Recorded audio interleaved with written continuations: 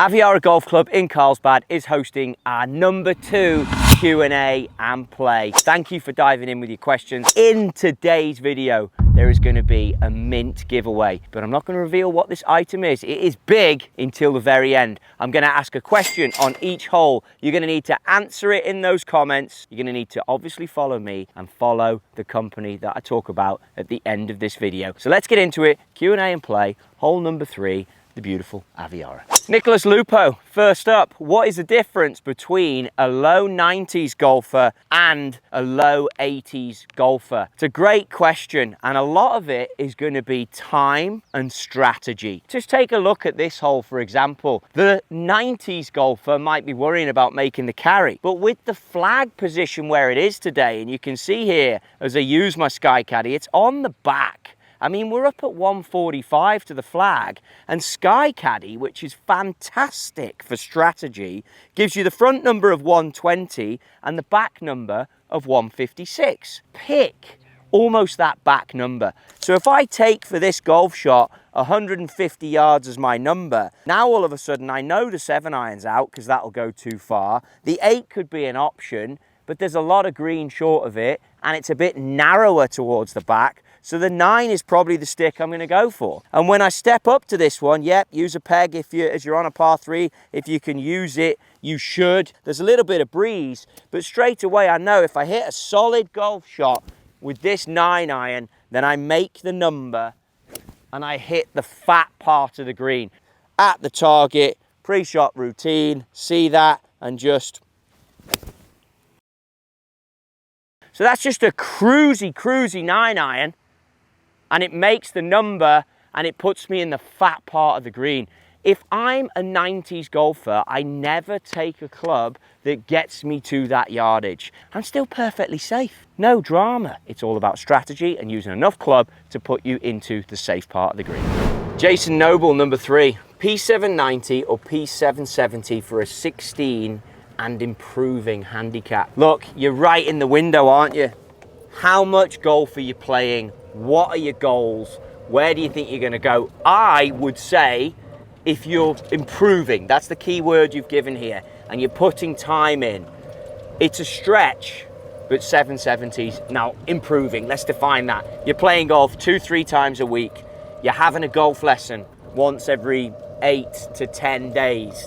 You're playing in a medal competition once a week, and you're finishing out. If you're doing those things, you're going to quickly start to think about controlling ball flight. You're going to quickly start to think about left to right to left golf shots. If you start doing those things, then you need to be aiming at 770. But that's me being aspirational. Now, if you're happy just to get your golf ball on the green, if you're happy just to see it out the middle of the face and hit it far, if you're still obsessed by hitting it far, P790, because P790 is going to hit that thing a long way.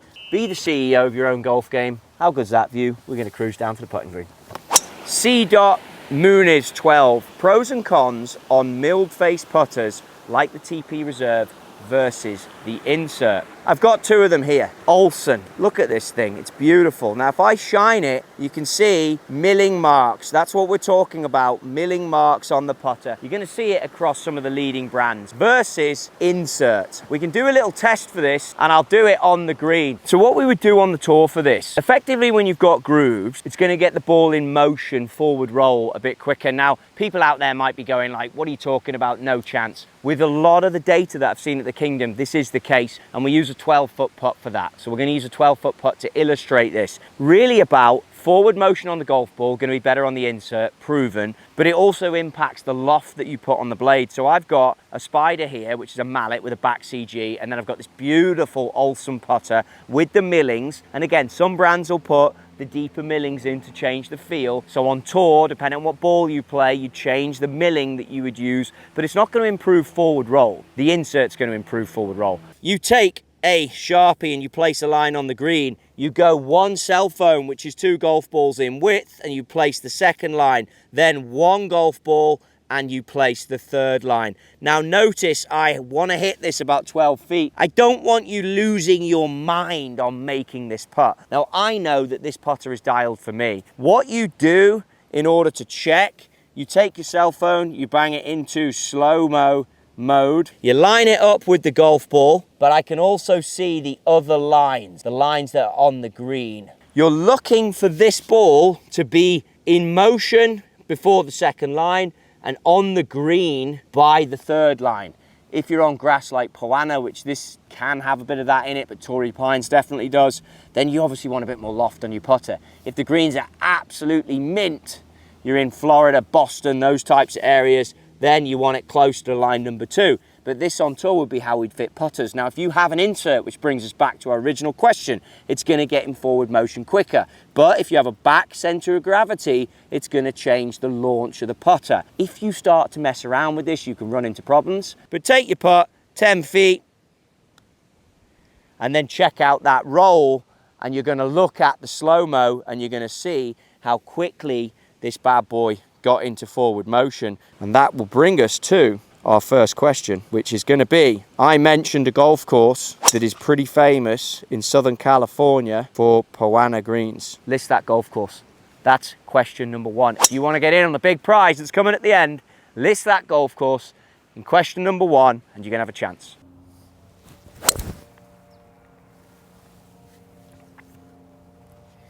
So Ben Dubin, brand agnostic fitting versus going to one manufacturer. Listen, Ben, I've seen this on the tour with players, and it takes weeks on tour with trucks, with reps, with different opinions, different styles, engineers with different minds on the golf clubs.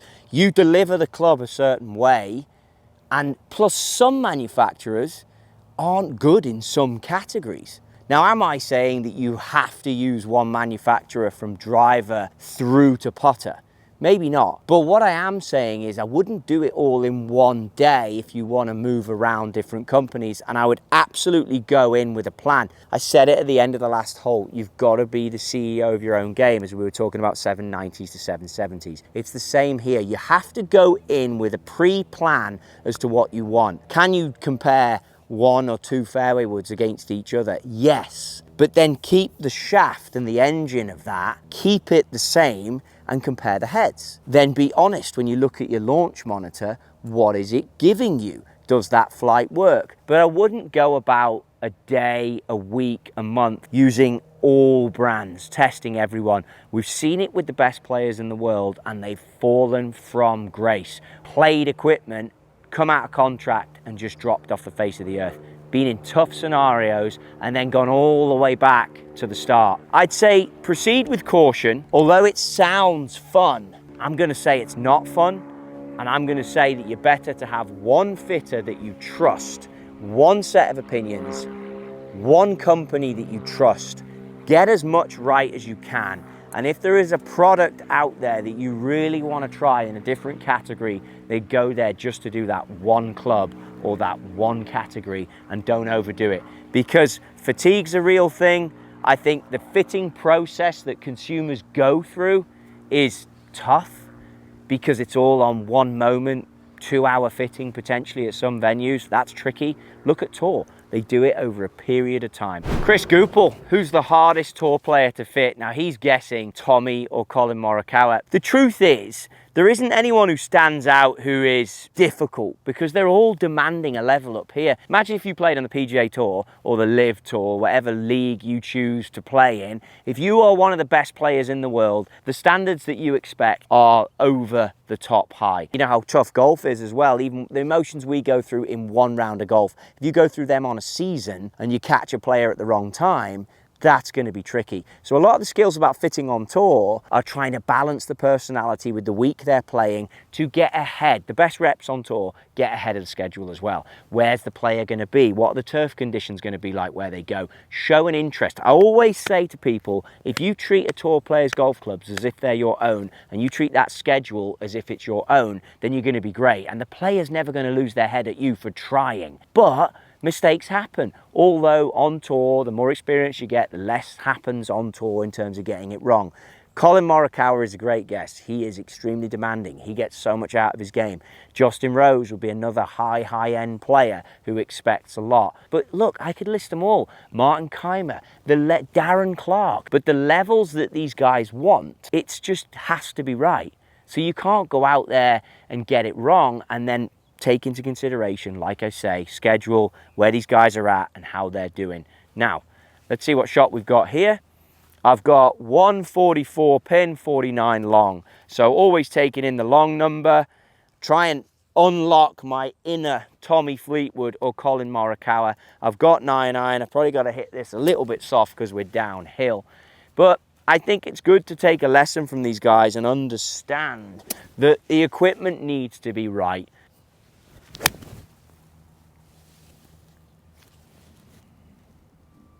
Fat part of the green, no harm, no foul. So I used a Tour Aim Plus putter device the other day that enables you have to get your eye line over the golf ball so that you can see both sides of the ball. But what I've noticed with this TP5X stripe is if you sit the stripe actually around like the equator, then you can obviously now see the top of the ball and you can get your eyes directly over the top. So it's almost like you got that Tour Aim Plus but on the golf course. Pretty good, hey?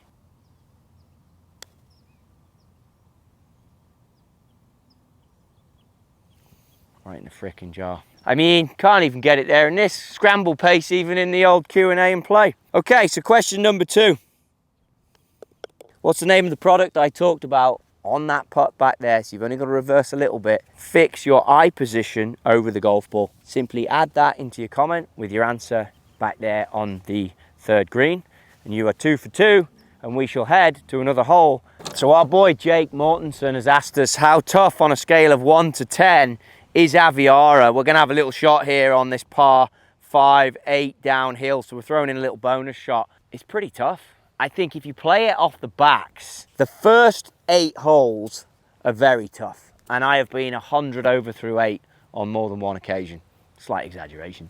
But I've been a few over on it, and you'll see that in some of the videos coming up because I leave it in there. But look, you can get it going. The greens are very big. It's tough to make putts. You've noticed in all the games we've put out here, haven't made that many putts. It's tricky on the greens, subtle breaks. So I think out of a scale of 1 to 10, if we're being realistic, off the backs, it's quite tough. You're getting up into the high 7s, and then the further forward you come in the tees, it gets more playable. So don't be scared of it. If you're thinking of coming to Carlsbad to play it, please don't be scared of the place. But if you do want a challenge, then off the backs, it's going to be tricky for sure. We've jumped to the par 3, number 11. It's 180 to the flag, and then the back edge is 189. We think it's down breeze a little bit. For me, this is between the 6 and the 7, which is the P770 or the CB, the brand new P7 CB. That's what I'm playing today. Probably going to hit a soft little 6 iron. But it brings us to the question by Stephen Davis. Very good question. He's asking about lie angles on wedges versus the set. So I would be playing my 6 iron. I always put it in the description, so don't quote me on it. But you can see that the lie angles stagger for me. Now, Stephen Davis is asking, do they change when you get down into the wedges? And the answer is yes. On tour, some of the tour players play their wedges a little flatter than the rest of the set. They never really go more upright, but they do tend to go a little bit flatter. The reason for that is that when you go flatter, it means the toe goes further away from your nose. The club goes flatter. If you hit a softer golf shot or you play those shots with your hands lower, now the lie angle doesn't impact that as much. So, good question. Obviously, swing weight wise, remember, you're going to have heavier swing weight in those wedges. I'm a big proponent of that. Big fan. So let's see if I can hit a nice 6 iron in here to finish. And we'll cruise up to the green with the final question. And I'll reveal what the giveaway is.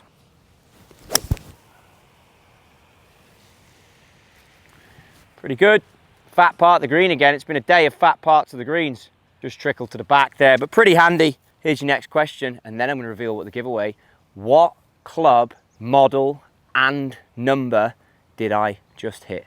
You hope you've been paying attention. There's your 3rd question. Heading up to the dance floor. I'm going to let you guys know, if you stayed in this video all the while, you've got your 3 questions. I'm going to let you know what we're giving away. It is a belter. It's something I use a lot of. You are going to love it. Let's dive up to the green, see if we can make our birdie, and then I'll tell you. I knew it was right, and then it went the other way. Okay. Made it. We'll take it. There's another par. That was a good putt.